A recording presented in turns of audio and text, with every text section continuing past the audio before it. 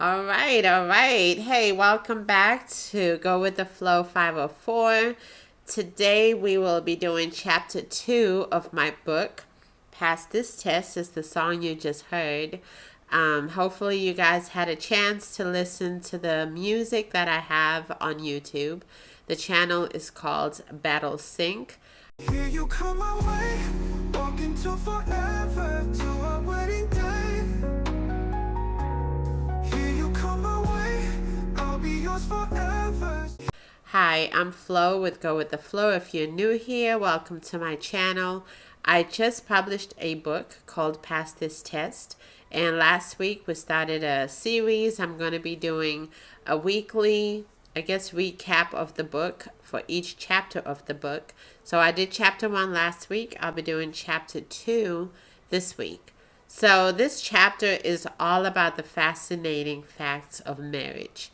And if you didn't watch this last week, you might not know I also make music, and I have an album called Marriage that is basically a soundtrack for this book. So I like music, I love music, and I like lyrics that speak to you. So I wrote some lyrics for those people that are about to get married, people that have been married, or even people that are not married. Hey, if you're in a relationship with somebody, there's some good music in there that you can definitely use.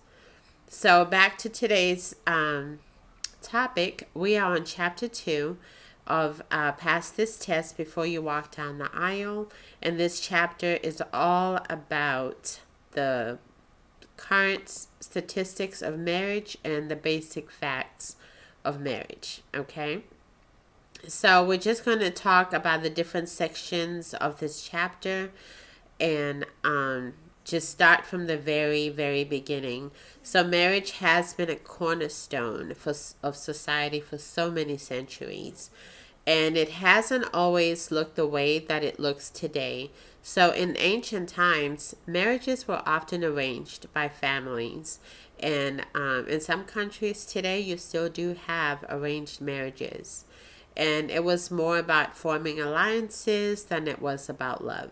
So in many cultures, this was seen as like an economic contract, I guess you can say, basically involving the exchange of property or dowries. So there was always some kind of exchange going on. So even in places like ancient Rome, marriage was a legal contract with very strict rules. And during like the medieval times, marriages were often arranged for political reasons, not just for monetary reasons. But as we moved into the Renaissance area, the idea of love matches, marrying for love, started becoming just a little bit more popular. So as time progressed, marriage also evolved with a changing social landscape. For example, during the 20th century, women gained more rights with marriage. So things like the right to own property, and even initiate divorce, because that was taboo. You couldn't get divorced before. Women definitely were not allowed to get divorced or initiate a divorce. So these advancements played a huge role in shaping our modern society and the way that we know and view marriage in today's world. So today, marriage looks a lot different than it did centuries ago. So that's for sure. So for starters, marriage rates are on the decline in many developed countries. Like even just talking to this new Gen Z generation, that's my children's age, they don't really talk much about marriage. They don't want to get married, most of them. They look down on marriage. So a lot of people are choosing to delay marriage or just not get married at all. And they're favoring, especially women, feel like they have to choose between career and being a mom, staying home with the kids, and just for personal growth. So the average age for first time marriages has also gone up drastically. So right now in the United States, for example, it's around the age of 28 for women and 30 for men. So many people are taking their time before making that lifelong commitment. Because I know just not too many generations ago, just even with my grandmother's age, people were getting married a lot younger. I mean, teen years. And then, of course, me, I got married at 23. You have a lot of people that used to get married between 18 and 25. So, like I said, that number has actually drastically gone up. So today, marriage looks a lot different. Like I said, for starters, you have people that just don't want to get married, which we just talked about. And you might have heard that even the divorce rate is sky high. The reality is that even though divorce rates are high, they have actually kind of stabilized and in some instances kind of declined in recent years. The way that people approach marriage now is a lot more selective, and higher rates of marriage now are more stable. So people are not just getting married because they feel like they have to get married or are being forced to get married, but they get married once they have done some self-work on themselves and pick a partner that they feel like they can live with long term.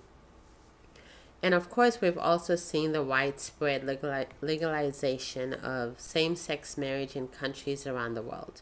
So in the United States, the Supreme Court ruling in 2015 legalized same-sex marriage nationwide, showing a significant shift in societal attitudes. And even though it's legal, you still do have some people that have an issue with same-sex marriage, but that's not what this book is about. This book is just for people that are ready to get married, and we just want to make sure that you are ready to walk down the aisle, just like the song just said. You also have couples that just cohabitate. I know years ago that was taboo. That was a no-no. You didn't live with somebody until you got married. But you do have many couples that are choosing to live together before marriage just to see how compatible they are. So some even view it as an alternative to marriage altogether. So they figure if we're living together already, why do we need to get married? So some studies show that being married can contribute to higher levels of happiness and well-being, but it's not just about being married, it's about the quality of the marriage. So you want strong partnerships. You want strong partnerships built on the things that we talked about last week: communication, respect, and love. Those are the three things that I feel you need to build a strong foundation on for any marriage, and that's going to bring you the most fulfillment. So if you're communicating, you love each other, and you respect each other, you can pretty much fight all the other battles that you may have to deal with during your marriage. So marriage also comes with financial aspects, right? So while dual income households often benefit from greater financial stability, managing shared responsibilities and expenses can get tricky if the communication around finances is not where it should be. So this is a very challenging topic for most couples. And if you're aware of this, finance is one of the top reasons that most people get divorced. But that's something we'll talk about later on. We have a chapter in the book just about that. So parenthood is another dynamic in modern marriage.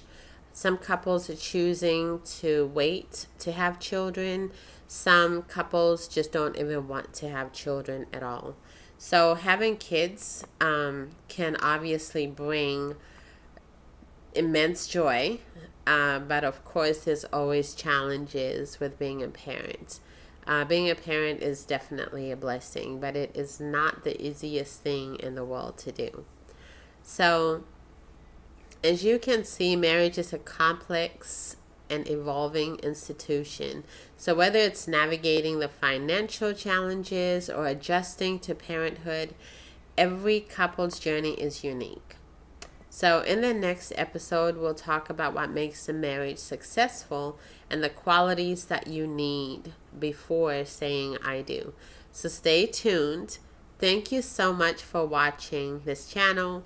And don't forget to like, comment, and subscribe for more insights on building strong and lasting relationships. Thanks again for tuning in to this summary of my chapter 2. So if you read the book, you can get it on Amazon. I have an ebook on Amazon, and I'm working on getting the actual book completed. So I'll let you guys know once that's done. I'm having issues with KDP. I always do. Anyways, thank you guys so much for tuning in, and I will see you guys next week. Thank you for watching my channel. Go with the flow 504. If you like my content, please subscribe, like my videos, and hit the notification button so you don't miss any future videos. Stay fabulous and have a fabulous day. See you in my next